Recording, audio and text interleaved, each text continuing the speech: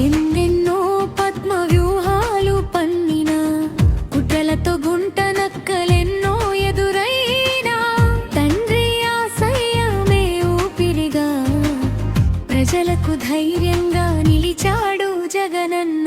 రాజన్న పాలన తెస్తాడని పేదలకు అండగా ఉంటాడని కోట్లాది గుండెలు పలికేను జగనన్న.